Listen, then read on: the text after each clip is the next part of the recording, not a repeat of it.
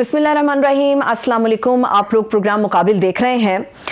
लाहौर के अंदर बड़ी अहम मुलाकात हुई है। मुत्तहिदा कौमी मूवमेंट के वफ्द ने शहबाज शरीफ साहब से लाहौर के अंदर मुलाकात की है। पाकिस्तान पीपल्स पार्टी के साथ तो MQM का जमना अभी कुछ आसान नज़र नहीं आ रहा, मगर ये सवाल एक पैदा हो चुका है कि क्या मुस्तकबिल करीब के अंदर MQM नून लीग की इत्तेहादी हो सकती है। इसके ऊपर हारून साहब का तजिया लेंगे, मगर मौलाना फजलुर रहमान साहब की स्टेटमेंट भी बड़ी इंपॉर्टेंट है, जो ये समझते हैं कि अब मामला नताइज को समेटने की तरफ जा रहा है और बेसिकली हमारी इस पूरी जिद्दोजहद का जो टारगेट था वो इस निज़ाम की तब्दीली है। निज़ाम की तब्दीली कैसे मुमकिन होगी जब अपोजिशन के अंदर इख्तलाफात हैं, मकासिद अलग हैं, मफादात अलग हैं, दो बड़ी सियासी जमातें एक दूसरे की बहुत बड़ी हरीफ भी हैं, तो ऐसे में ये कैसे मुमकिन होगा। इसके साथ साथ इमरान खान साहब को भी इस पूरी सिचुएशन के अंदर बहुत बड़े बड़े महाजों का सामना है, जिसमें पहला महाज तो मईशत से मुतालिक है, जिससे नबरदाज़मा होने के लिए इक़दाम उठाए जा रहे हैं। दूसरा महाज मुल्क के अंदर हालिया दहशतगर्दी की एक लहर है और इसी तनाजुर में इमरान खान साहब ने आर्मी चीफ के साथ एक रोज़ा दौरा किया है नौशकी का, कि वहाँ पर जवानों के हौसले को बढ़ाया जा सके। मगर जो तीसरा बहुत बड़ा चैलेंज इमरान खान साहब के लिए इस वक्त मौजूद है वो अपोजिशन की चालें हैं। क्या अपोजिशन की चालों का तोड़ या उनका हल निकालने के लिए भी कोई हिकमत अमली तरतीब जी जा रही है? इसके ऊपर हारून साहब का तजिया लेंगे। हारून साहब, मामला बहुत सारे हैं, मगर सबसे पहले मुझे बताएं, क्या पटड़ी से उतर गई या रास्ता बदल लिया काफ लीग ने, मुत्तहिदा कौमी मूवमेंट ने? मुलाकातें तो ऐसी चल रही हैं उनकी। अगर तो मुस्लिम लीग मीडिया सेल पे जाएं और मुस्लिम लीग के हामी अखबार नवीसों की बात माने तो खेल ही ख़त्म हो चुका है और नो कॉन्फिडेंस होने वाला है और इमरान खान की हुकूमत ख़त्म होने वाली है। मगर मसला ये है कि MQM के ज़राए भी ये कहते हैं कि इत्तेहाद बरकरार रहेगा, एक वजारत तो नहीं चाहिए, जिसका वो इजहार तो नहीं करते, लेकिन ये जो लोग उनकी सियासत को समझते हैं उनका कहना यही है। काफ लीग का तो बिल्कुल ही समझ में नहीं आता किसी तरह के उनके साथ जा रही खबरें भी यही हैं कि उनका बल्दियाती इलेक्शन पर तवज्जो दें और आइंदा इलेक्शन पर तवज्जो दें। अब इसमें तजादात इतने ज़्यादा हैं। अब देखिए, जो सारा दिन खबरें आती रही उसके मुताबिक तो ये है कि बस बात हो गई है MQM से भी और काफ लीग से भी हो गई है और जनाब बस जी का जाना ठहर गया है, सुबह गया या शाम गया। लेकिन अब तजादात इतने हैं, कल भी इस पर बात की थी। देखिए, शहबाज शरीफ साहब वज़ीर आज़म बनना चाहते हैं, इसमें कोई शुबह नहीं है कि वो सारी काविश इसलिए कर रहे हैं। वो फजलुर रहमान के पास जाते हैं, फिर जुम्मे को उनकी मुलाकात होगी, जरदारी साहब को बुलाया और कितनी मुश्किल से बुलाया होगा।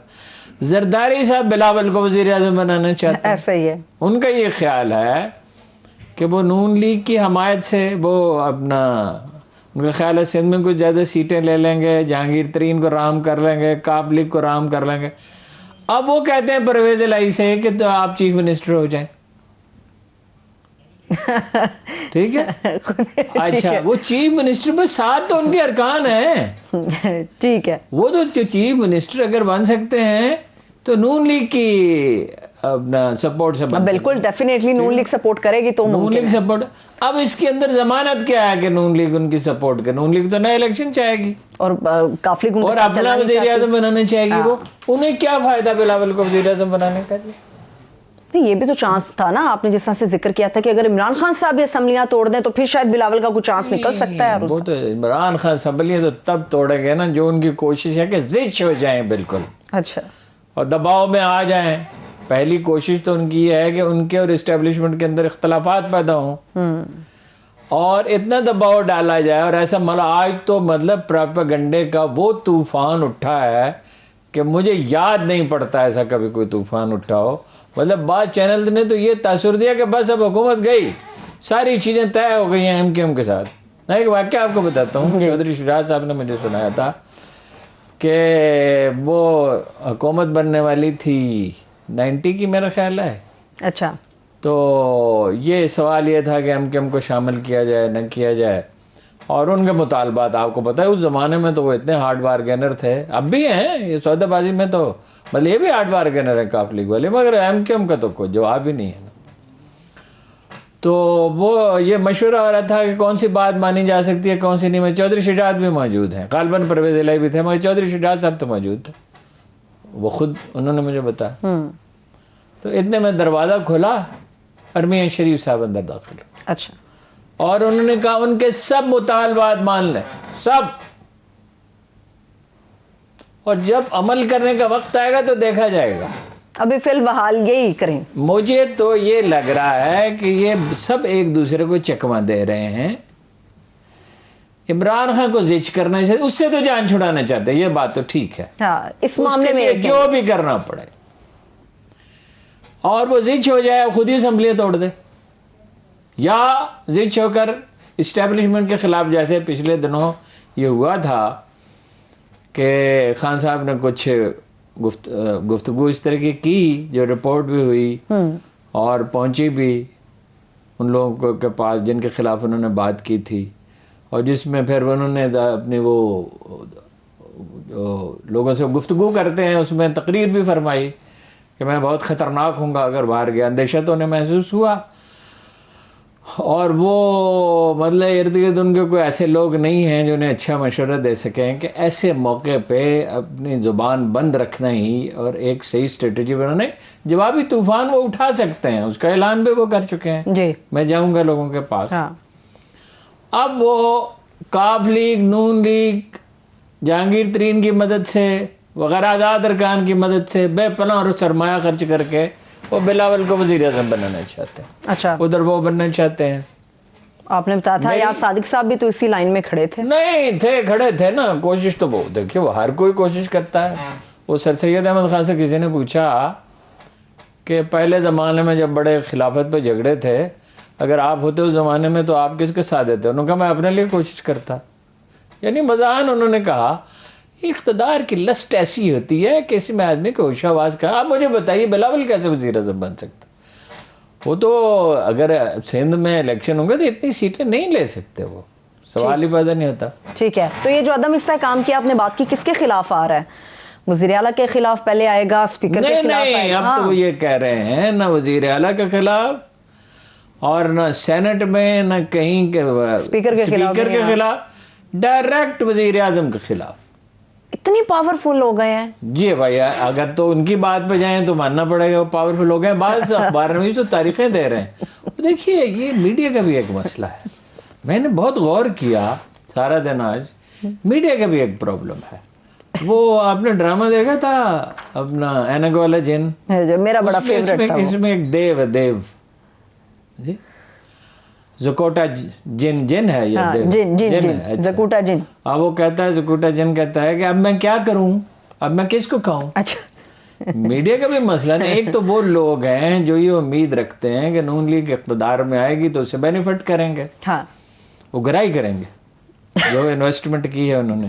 اچھا, وہ تو بعض کالم پڑھیں تو اور دیکھیں تو یہ ایسا لگتا ہے آج رات کے بعد ماحول بدل جائے گا. مطلب 2-4-6 دن کی بات ہے, بس گیا, ساری تمام تیاری مکمل ہے اور خام خواہ تاخیر ہو رہی ہے, بدلائیں نو کانفیڈنس اور فارغ کریں. تو مولانا صاحب بھی تو یہ کہہ رہے ہیں نا کہ نتائج سمیٹنے کا وقت ہو گیا ہے. نتائج سمیٹنے کا وقت ہے. ایک نفسیاتی ماحول تیار کیا جا رہا ہے. تو اس میں اگر عمران خان کوئی غلطی کرے تو نقصان پہنچنے کا احتمال تو اسے ہے, جو وہ کرتے رہتے ہیں. مطلب تاریخ کی نالائق ترین ٹیم انہوں نے بنائی ہے. کچھ شہر دے لوکی ظالم سن, کچھ سانو مرندہ شوق اسی. پھر کرونا آ گیا, حالات بھی انہیں خراب ملے. اس سے کہا جاتا ہے کہ یہ پی ٹی آئی کے لوگ کہتے ہیں کہ $60 بلین خرچ کیے گئے ہیں روپے کی قیمت سٹیبل رکھنے کے لیے. آپ اندازہ لگائیں کہ اگر یہ اتنا روپیہ, اگر یہ وہ درست کہہ رہے ہیں, اگر اتنا روپیہ خرچ نہ ہوا ہوتا تو پاکستان کے زر مبادلہ کے ذخائر کتنے ہوتے اور اس کی معاشی ترقی. مہنگائی تو ہوتی مگر بتدریج ہوتی نا, یہی پہنچتی مہنگائی, مطلب اس سے زیادہ تو نہیں ہو سکتی تھی. پھر کرونا آ گیا. اب کرونا نے ایسی مشکلات پیدا کی. پھر یہ کہ دعوے انہوں نے اتنے بڑے بڑے کیے, اتنے بڑے بڑے دعوے کیے. 90 دن میں کرپشن کا خاتمہ, ذرا اندازہ کیجئے. اور اتنی نوکریاں اور اتنے جناب مکان اور وغیرہ یہ وہ. اب وہ سب چیزیں اس طرح بکھر گئیں کہ انہیں سمیٹا نہیں جا سکتا, اور اسٹریٹجی اچھی انہوں نے بنائی نہیں, بات ان کی پہنچ نہیں. پھر ایک بہت تاریخی غلطی کی ہے, اس کا ادراک بہت کم کیا گیا, اس پہ بات بھی بہت کم ہوتی ہے. میڈیا کو وہ رگڑا دیا کہ کوئی مثال نہیں ملتی. یعنی جمہوری ادوار میں اس کی کوئی مثال نہیں. حالانکہ بڑے بینیفیشری خود عمران خان صاحب تھے میڈیا کے. وہ یہ ایک تو یہ ٹھیک ہے کہ میڈیا پہ پیسہ لٹا رہی تھی نون لیگ، یہ بات تو درست ہے، سرکاری خزانہ اس لیے نہیں ہے کہ میڈیا پہ لٹا دیا جائے، مگر یہ بھی نہیں کہ آپ آتے ہی 80%، 85%، 70-80% نرخ کم کر دیں اور پھر اشتہار بھی کم کر دیں، بالکل، اور پھر ایک کمپین بھی چلائیں کہ میڈیا کے لوگ جرائم پیش ہیں. ٹھیک ہے، یہ جو اس کی بڑی پرائز انہیں پے کرنی پڑ رہی ہے. پھر انڈیویجولز کو ٹارگٹ کیا. اچھا، وہ انڈیویجولز کی رائے کتنی غلط ہے، ان کے نزدیک غلط ہے نا، ٹھیک ہے نا جی، اور ممکن ہے ہمارے نزدیک بھی بعض کی رائے غلط ہو، لیکن وہ انڈیویجولز کو ٹارگٹ کر کے انہیں جرائم پیشہ، گھٹیا اور نہ جانے کیا کوئی چیز چھوڑی نہیں. ٹھیک ہے، وہ بھی ضد میں آتے گئے، اور اس طرح جو میڈیا میں نون لیگ کی سپورٹ بڑھتی گئی. اور انڈیپینڈنٹ اخبار نویسوں کو بھی نہیں بخشا کسی کو، یعنی ایسے اخبار نویس ہیں، نام لینا اچھا نہیں ہے، جو دل و جان سے یہ چاہتے تھے کہ عمران خان کامیاب ہوں اور ان کے حق میں بات کرتے تھے، لکھتے تھے، ٹویٹ کرتے تھے، لیکن ذرا کہیں اختلاف کیا تو لفافہ پیسے لیتے ہیں. کتنا پیسے لے لیے، اور نہ جانے کیا کچھ تھا جو منسوخ کر دیا جاتا تھا کسی صحافی کے، کوئی بھی چیز کسی سے بھی منسوخ کی جا سکتی تھی. اب وہ آدمی اس دنیا میں نہیں ہے، اس نے ایک ایسے اخبار نویس کے بارے میں یہ کہا کہ تم ہر وقت نشے میں دھت رہتے اور یہ اور وہ ہے وہ ہے. بعد میں اس سے معذرت بھی غالباً انہوں نے کی، اور وہ بالکل ہی سفید جھوٹ تھا. اچھا، لوگوں کی ذاتی زندگیوں پہ کیچڑ بہت اچھالا، اب یہ پالیسی تھی شروع میں. بالکل، وہ محترمہ آئیں تو وہ جیسی بھی تھیں، انہوں نے کچھ ٹھیک کرنے کی کوشش کی معاملات کو، لیکن ان کے ادروائز مسائل تھے، وہ اپنی ذات کو بہت اجاگر کرتے تھے. یہ پہلو ہے. صحیح ہے. اچھا، مسلم لیگ کاف کے ذرائع بھی یہ کہتے ہیں ہماری کوئی بات نہیں ہوئی. اب یہ جو خبر ہے، میں نے کوشش کی، چودھری پرویز الہی صاحب سے رابطہ ہو نہیں سکا، کہ چودھری پرویز الہی کی اور شہباز شریف کی ملاقات ہوگی. ایک تو یہ اس سے پتہ چلے گا صورتحال کیا ہے، اور ذرائع ان کے یہی کہہ رہے ہیں کہ سوال ہی نہیں پیدا ہوتا. ایم کے ایم کے ذرائع بھی یہی کہہ رہے ہیں. اچھا، تو ارشاد احمد عارف صاحب بھی ہم اپنے مطالبات منوانا چاہتے ہیں، ہم نے کراچی میں اگلا الیکشن لڑنا ہے. ہارون صاحب، کچھ بھی کہا جائے، ایم کے ایم اپنے بلبوتے پر الیکشن میں لڑ کر آئی تھی. کاف لیگ اور پی ٹی آئی نے تو آپس میں ایکلائز کیا ہوا تھا. معاملہ تو یہ ہے کہ جہاں ان کے مضبوط امیدوار تھے، یعنی وہ تھے، ان کے بھائی تھے، دوسرے لوگ تھے، چند اپنے چیمہ صاحب تھے جی، وہاں پہ پی ٹی آئی نے انہیں سپورٹ کیا. ایسا ہی ہے، اور اسی سے وہ جیتے، ورنہ اتنی سیٹیں نہیں ہو سکتی. اور ایم کے ایم تو خود جان مار کر آئی ہے، مگر اتنی بھی نہیں ہو سکتی. ہارون صاحب، ارشاد احمد عارف صاحب، یہ ہے کہ پیپلز پارٹی کے ساتھ وہ الائنس کرتے ہیں تو انہیں کیا فائدہ، پیپلز پارٹی کی تو ووٹ ہی نہیں ہے. یہی پوائنٹ ہے. اچھا، یہی پوائنٹ. نون لیگ الائنس ان کے ساتھ کرے گی نہیں، سوال ہی نہیں پیدا ہوتا الیکشن میں. تو ملاقاتیں اگر حکومت نہیں، ملاقاتیں تو ملاقات ابھی تو نہیں، چودھری برادران کی تو ہے کہ ملاقات نہیں، دیکھیے ہوگی تو پتہ چلے گا نا. یہ بھی تو ہو سکتا ہے نا یہ سفید جھوٹ ہی ہو، یا مطلب یہ ہے کہ ایک رسمی وہ ہو، کہیں سے کوئی دباؤ ہو، کسی کا کوئی خاص مقصد ہو. کبھی یہ شبہ ہوتا ہے کہ اسٹیبلشمنٹ میں بعض عناصر ہیں، شبہ ہوتا ہے. اچھا، کہ جو اس کو انکریج کر رہے ہیں. اچھا، اس کو ممکن ہے عمران خان سے کوئی مطالبہ منوانا ہو. ٹھیک ہے، یہ کوئی بعید تو نہیں ہے. یہ جو محلاتی سازشیں ہیں نا جی، یہ بر وقت ہر چیز کی تفصیل نہیں معلوم ہو سکتی، یہ وقت گزر جاتا ہے تو پھر پتہ چلتا ہے. تو چلیے کچھ بات کرتے ہیں. پھر سینئر تجزیہ کار ارشاد احمد عارف صاحب بھی ہمارے ساتھ موجود ہیں. سر، بے حد شکریہ آپ کے قیمتی وقت کے لیے. جی ہارون صاحب، محلاتی سازشوں پہ ذرا ارشاد صاحب پہ بھی. جی ارشاد صاحب، جناب آواز ٹھیک آ رہی ہے؟ بالکل بالکل. آج تو بڑا طوفان اٹھا جی پروپیگنڈے کا، تو آپ کا کیا تجزیہ ہے اس پہ؟ دیکھیں ہارون صاحب، اس میں تو کوئی شک نہیں کہ جہاں دھواں ہو تو کچھ نہ کچھ نیچے ہوتا ہے. بلا وجہ تو دھواں نہیں اٹھتا. دو چیزیں ہیں جو اس وقت میری سمجھ میں آتی ہیں یا جو اطلاعات ہیں. ایک تو یہ ہے کہ امریکہ اور اس کے اتحادیوں کی طرف سے جو پاکستان پر مسلسل 1 سال سے دباؤ چلا آ رہا ہے، اور اس میں انہوں نے عالمی مالیاتی اداروں کو شریک کیا ہے. یہ آئی ایم ایف کی شرائط ہیں، جس طریقے سے سبسڈیز جو ہیں وہ واپس لی جا رہی ہیں، ٹیکسوں کی چھوٹ ختم ہو رہی ہے، ٹیکس بڑھائے جا رہے ہیں. تو ظاہر بات ہے ملک کے اندر ایک انفلیشن ہے، اس کے عوامی مسائل ہیں، مہنگائی ہے، بے روزگاری وغیرہ. یہ دباؤ کے جو ہے یہ بلا وجہ نہیں ہے، یہ کچھ نہ کچھ منوانے کے لیے ہے. اور جو بھی شخص اس میں زیادہ رکاوٹ ڈال رہا ہوگا یا نظر آ رہا ہوگا یہ رکاوٹ ہے، وہ ٹارگٹ ہوگا. اور دوسرا جو آپ نے اشارہ کیا ہے کہ یہاں کچھ چیزیں اندرون ملک بھی کوئی مطالبہ منوانا ہے، کوئی فرمائش پوری کرنی ہے، کوئی نہ کوئی مسئلہ ہے، تو یہ دونوں چیزیں مل کے اس جو پیالی میں طوفان ہے اس کو اٹھا رہی ہیں۔ اور اس میں چودھری برادران ہوں یا باپ پارٹی ہو یا ایم کیو ایم ہو، یہ جو اتحادی ہیں، اچانک ان کی شکایات کا سامنے آنا، اچانک ان کی ملاقاتیں ہونا، اچانک سب کو یہ احساس ہونا کہ مہنگائی بہت بڑھ گئی ہے اور ہم اپنے حلقوں میں نہیں جا سکتے، یہ بلا وجہ تو نہیں ہے۔ لیکن اس کا نتیجہ کیا نکلے گا؟ بظاہر یہ نظر آ رہا ہے کہ تھوڑی بہت ایڈجسٹمنٹ کے بعد یہ معاملات یہاں رک جائیں گے۔ جو خواہش میاں نواز شریف صاحب کی نظر آتی ہے وہ شاید پوری نہ ہو۔ میاں نواز شریف صاحب کا جو گیم پلان بظاہر نظر آ رہا ہے، جو کل سی سی کی میٹنگ ہوئی ہے اس میں مسلم لیگ نون میں واضح طور پر دو دھڑے سامنے آئے۔ ایک نے تو یہی لائن لی کہ جی عمران خان سے چھٹکارا حاصل کرنے کے لیے اگر کوئی عبوری سیٹ اپ قبول کرنا پڑتا ہے یا مسلم تحریک انصاف کی مائنس عمران خان کو حکومت قبول کرنی پڑتی ہے تو کر لینی چاہیے۔ لیکن مریم نواز صاحبہ اور نواز شریف کی خواہش ہے کہ فوری طور پر الیکشن ہو جائیں، اور ان کا خیال یہ ہے کہ اگر الیکشن ہو جاتے ہیں تو پھر وہی ونر ہوں گے اس الیکشن کے، کیونکہ پنجاب میں ان کی گرفت مضبوط ہے اور پنجاب ہی حکومت سازی میں فیصلہ کن کردار ادا کرتا ہے۔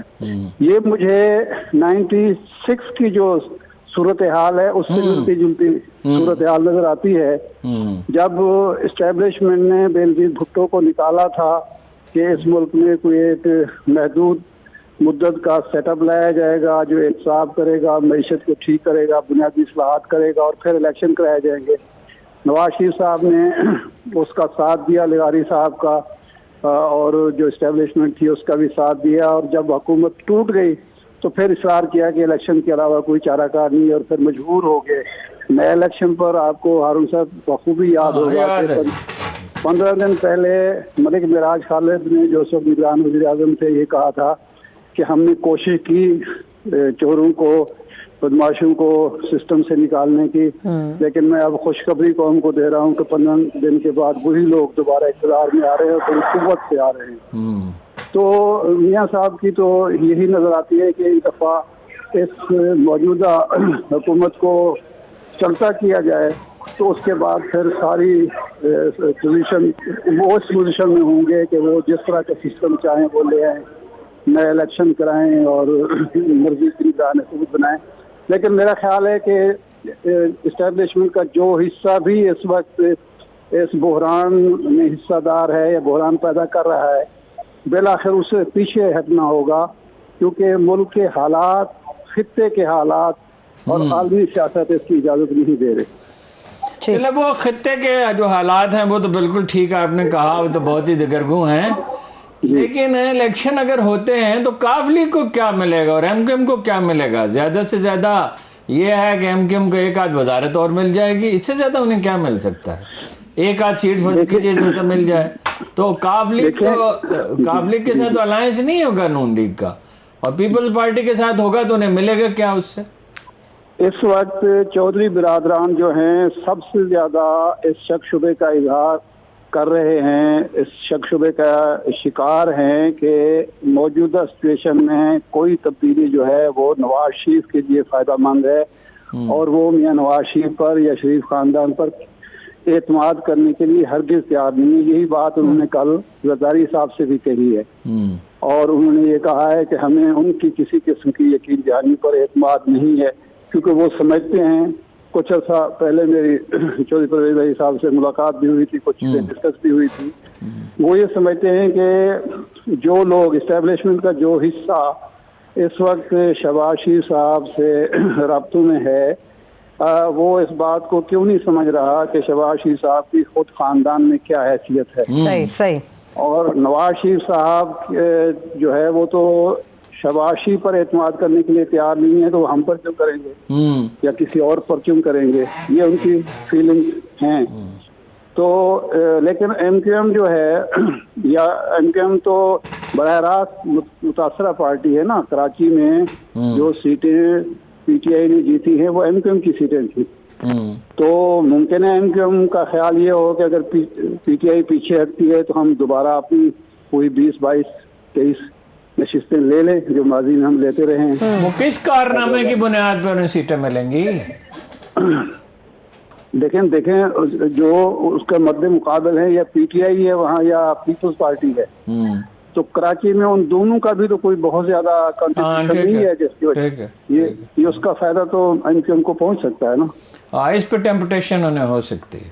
جی ہاں.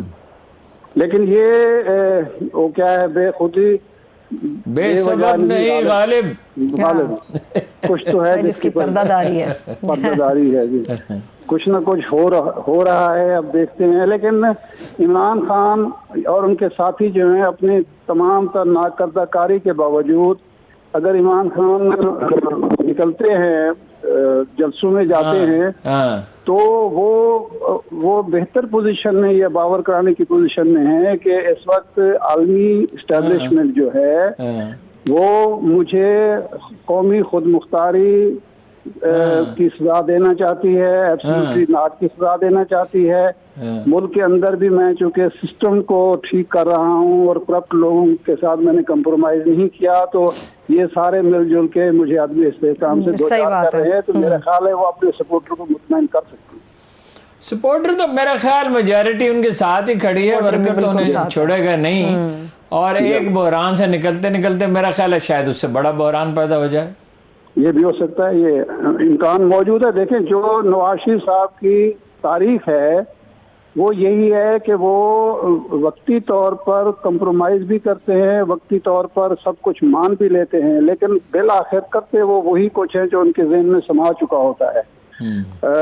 فاروق لغاری کے ساتھ جو ہوا, جہانگیر کرامت کے ساتھ جو ہوا, خود پرویز مشرف کے ساتھ جو ہوا وطن واپسی کے بعد, جس طرح زرداری صاحب سے مل کے انہوں نے کیا کہ وہ بیچارہ اب ملک میں واپس نہیں آ سکتا.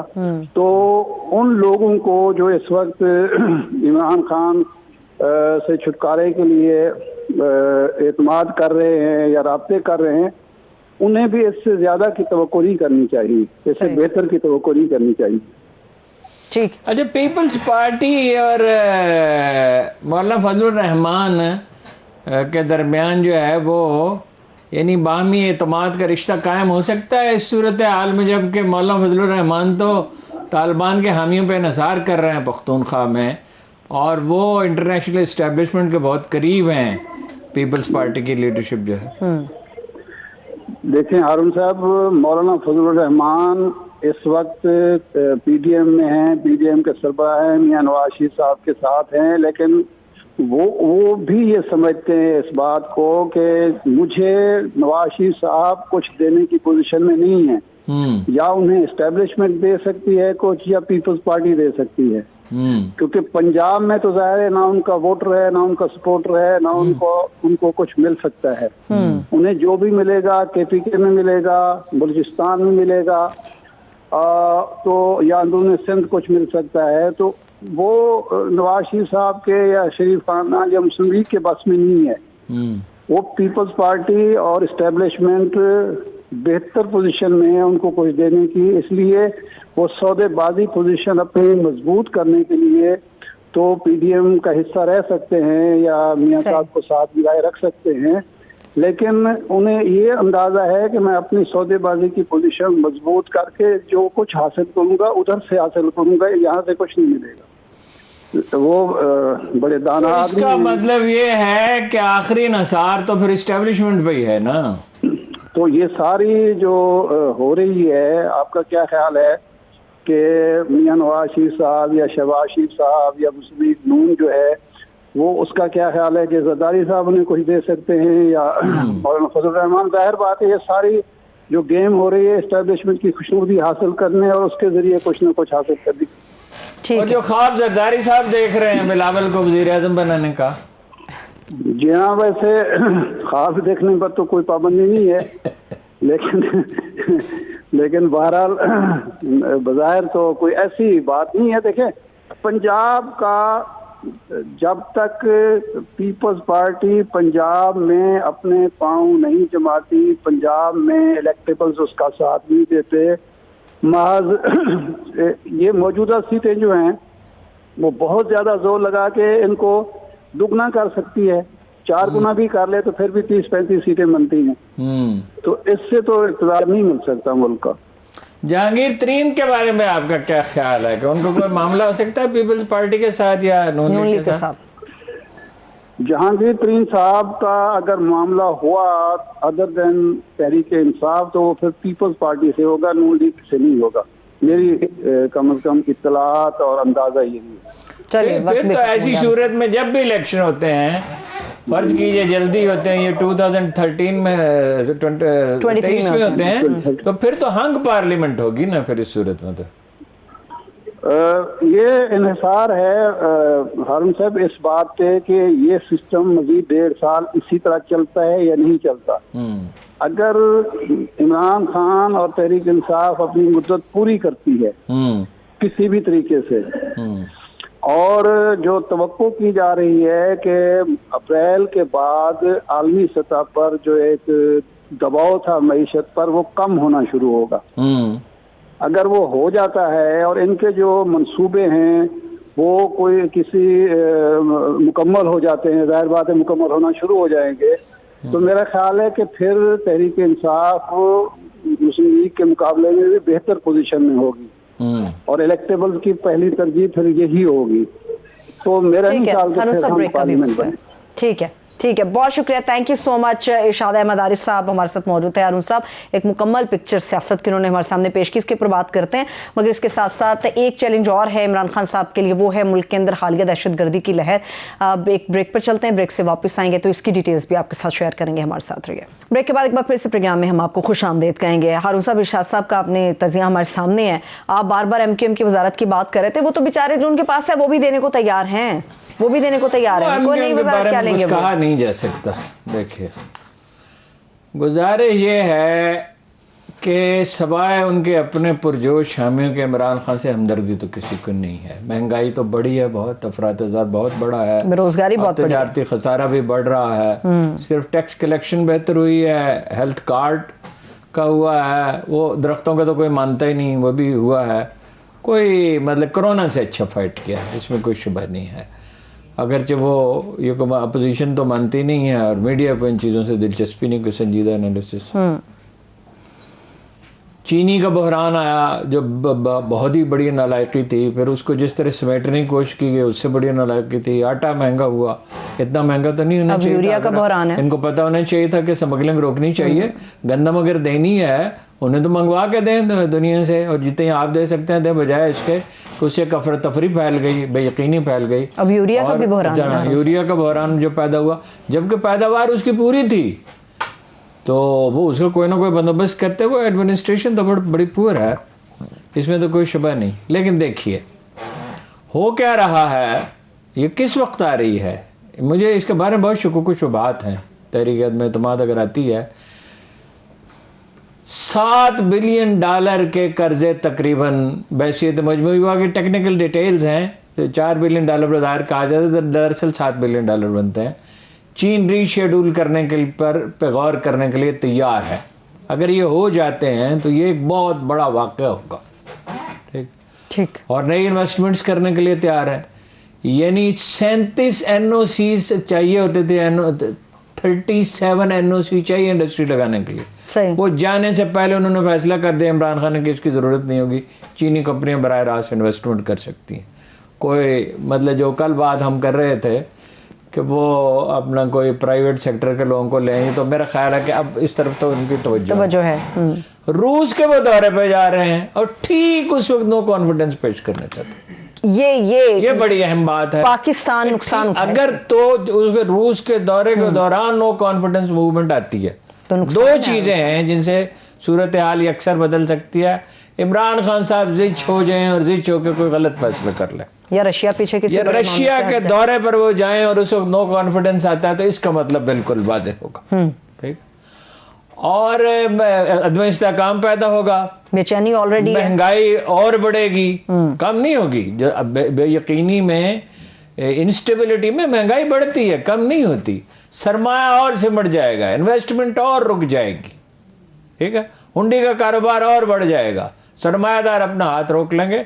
लिहाजा मेरा ख्याल है कि जो सबसे अच्छा मशवरा है वो चौधरी साहबान ने दिया है, अगर ये इतलात दुरुस्त है, मेरे ख्याल पे तो दुरुस्त लगती है, कि बल्दियाती इलेक्शन की तैयारी करें और इसके बाद जनरल इलेक्शन की तैयारी करें। सही, बेहतर होना भी यही चाहिए। ठीक है, अभी हारून साहब मुल्क के अंदर जो दहशत गर्दी की लहर उससे मुतालिक बात करते हैं।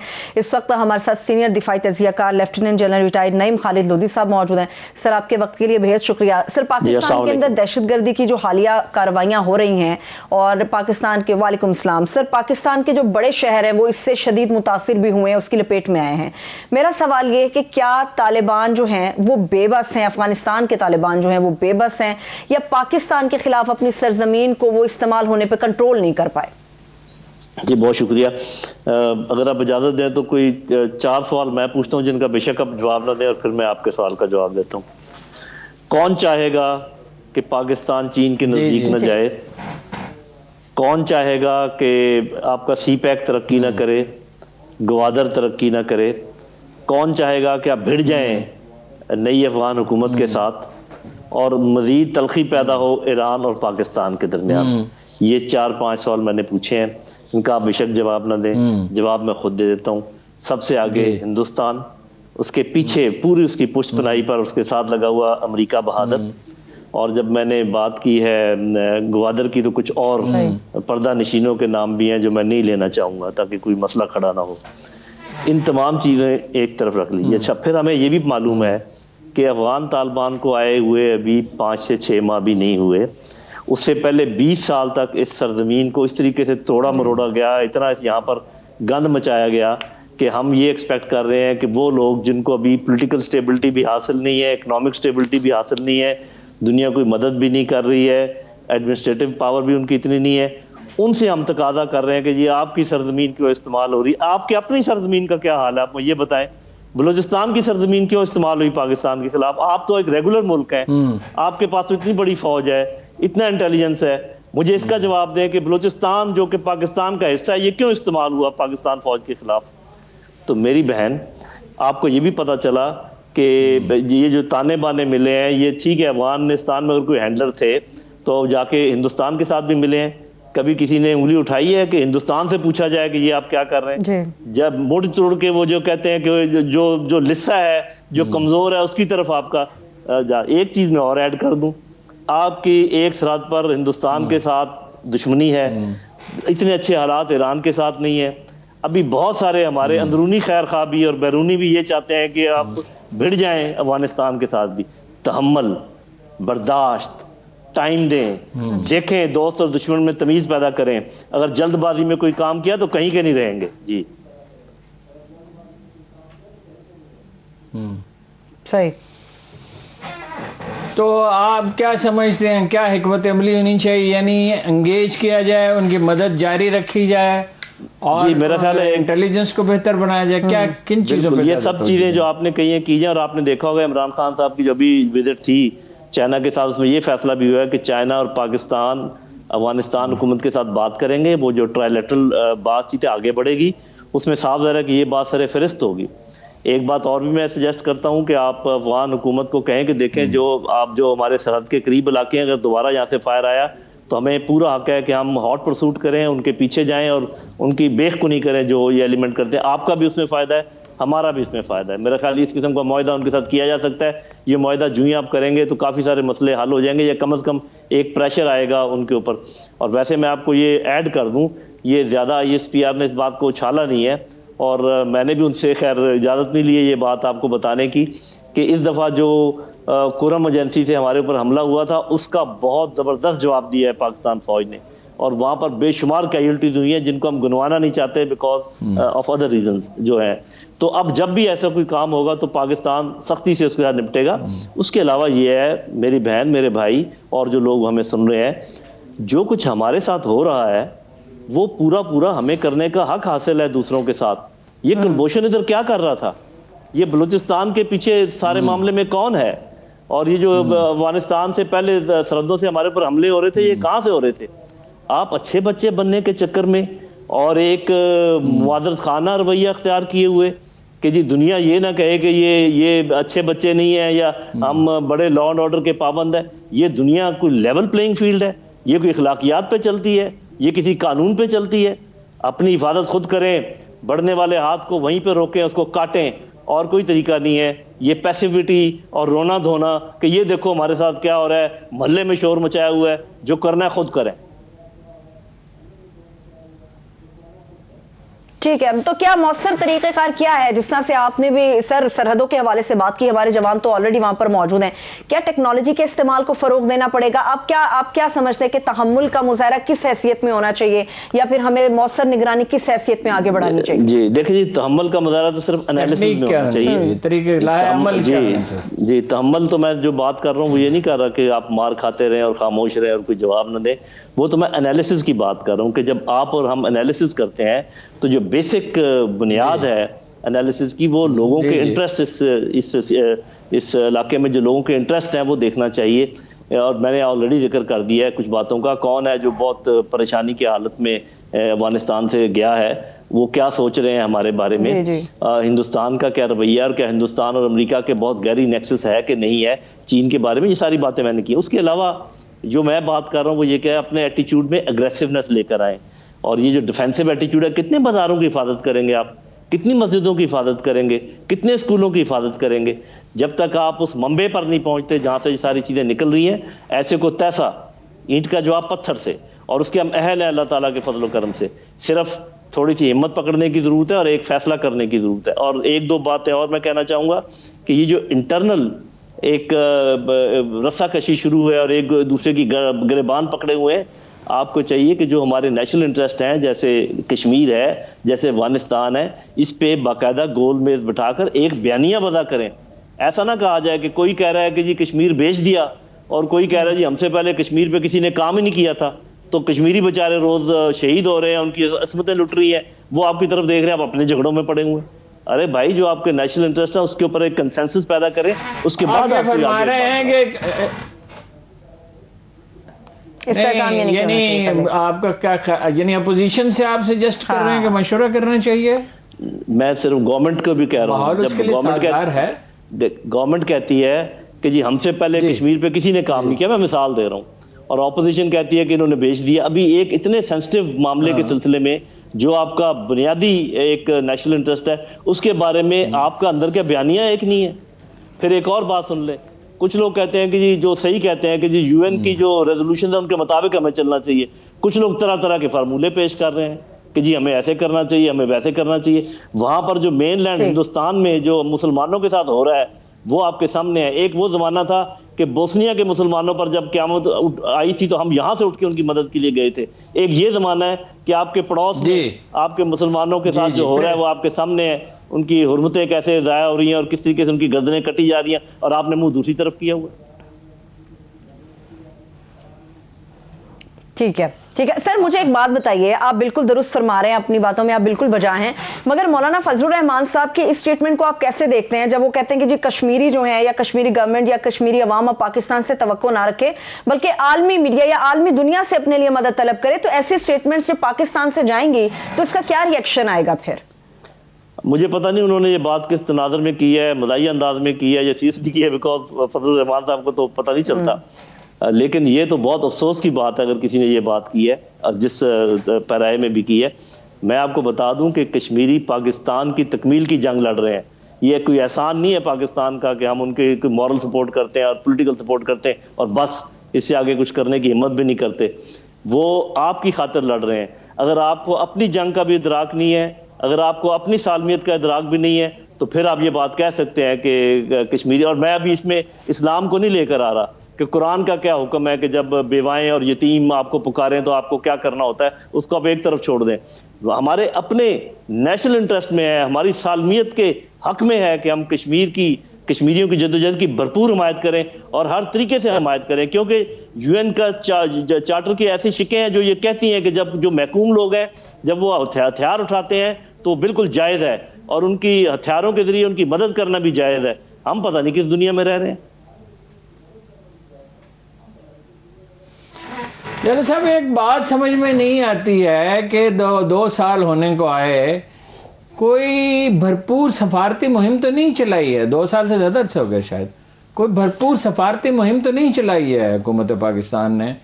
کشمیریوں پہ جو ظلم ہو رہا ہے اور جس کی بہت کم مثالیں ہوں گی تاریخ میں, اکثریت کو اقلیت میں بدلنے کی کوشش کی جا رہی ہے, لاکھوں لوگوں کو ملازمتیں دی گئی ہیں, کتنے ملین جو ہے غالباً ووٹ وہ درج کر لیے گئے ہیں, اور کشمیریوں کو جو ہے میں غیر کشمیریوں کو ملازمتیں دی جا رہی ہیں. اس پہ کوئی مہم تو نہیں چلائی جا رہی دنیا میں. جی ایک مہم تو چلی ہے, کر رہی ہے سو کر رہی ہے حکومت. کیا کر رہی ہے اس میں؟ جی ایک مہم تو میرے خیال چلی ہے. عمران خان صاحب نے جہاں بھی بات کی ہے ان کی بات کو بڑھایا ہے, اٹھایا ہے, لیکن ایسے لگتا ہے کہ جیسے کسی تھرڈ پارٹی کی بات کر رہے ہوں. اگر وہ بات یہ اس طریقے سے کرتے کہ یہ ہماری اپنی بات ہے. دیکھیں بات یہ ہے کہ اب آپ نے جیسے ذکر کیا, اگر وہ وہاں پر پاپولیشن کو چینج کرنے, ڈیموگرافک چینجز لانے کی کوشش کر رہے ہیں, تو اس وقت جو سب سے بڑا آپ کا اور امیجیٹ جو کام ہونا چاہیے سفارتی طور پر وہ یہ ہے کہ چین کی مدد سے یو این کو کہیں کہ آپ وہاں پر فوراً پاپولیشن سینسس کروائیں, ادھر بھی اور آزاد کشمیر میں بھی. اور یہ بات بالکل آپ کی جائز ہوگی یہ ڈیمانڈ, کیونکہ ساری دنیا کو پتہ ہے کہ وہاں پر وہ کس طریقے سے لوگوں کو ڈوموسائل دے رہے ہیں اور وہ سب کچھ کر رہے ہیں. آپ نے نہیں کیا. انہوں نے جو نا شملہ معاہدہ آپ کا تار تار کر دیا, آپ نے آج تک اس پر کوئی بات نہیں کی. اس کے علاوہ یہ ہے کہ انہوں نے 370-35A کیا, آپ نے کچھ, حالانکہ آپ گلگت بلتستان روز کہتا ہے کہ ہم پاکستان کا حصہ بننا چاہتے ہیں. آپ یو این او کے پاس جائیں کہ ہم ایک پارشل پلیبیسائٹ کروانا چاہتے ہیں, آپ آ جائیں, آپ اپنے انڈر کروا کے دیکھ لیں کہ گلگت بلتستان کے اور آزاد کشمیر کے لوگ کیا کہتے ہیں. اس کو آپ کہیں کہ یہ پارشل پلیبیسائٹ ہے اور کنڈیشنل ہے اس بات سے کہ آئندہ جو آگے اس کو بڑھایا جائے گا مقبوضہ کشمیر میں. ہمارے لوگ ڈرتے ہیں, گھبراتے ہیں کہ جی دنیا کہے گی کہ آپ نے وہی کر دیا جو ہندوستان نے کیا. ہندوستان نے تو بزور بازو اپنے فوج کے ذریعے اور قلم کے ذریعے یہ چینجز لے کر آئے ہیں. میں سجیسٹ کر رہا ہوں کہ آپ پلیبیسائٹ کروائیں, استصواب رائے کرائیں. اس کے علاوہ ہم اپنے آزاد کشمیر کے نوجوانوں کو ٹریننگ دے سکتے ہیں فوجی, یہ کہہ کر کے روز ہندوستان کہتا ہے کہ ہم آپ کے اوپر حملہ کریں گے, ہم اپنے دفاع کی تیاری کر رہے ہیں. تو میرے بھائی, میری بہن, میرے ناظرین, بہت سارے کام ہم کر سکتے ہیں, لیکن پھر ہم اچھے بچے نہیں رہیں گے نا. ٹھیک ہے, چلیے بہت شکریہ سر, تھینک یو سو مچ. آپ نے اپنا قیمتی وقت پروگرام مقابل کے لیے نکالا, بہت شکریہ. تھینک یو سو مچ. ہارون صاحب, دیکھنے والوں کا شکریہ. مجھے اجازت دیجیے, اپنا خیال رکھیے, خدا حافظ.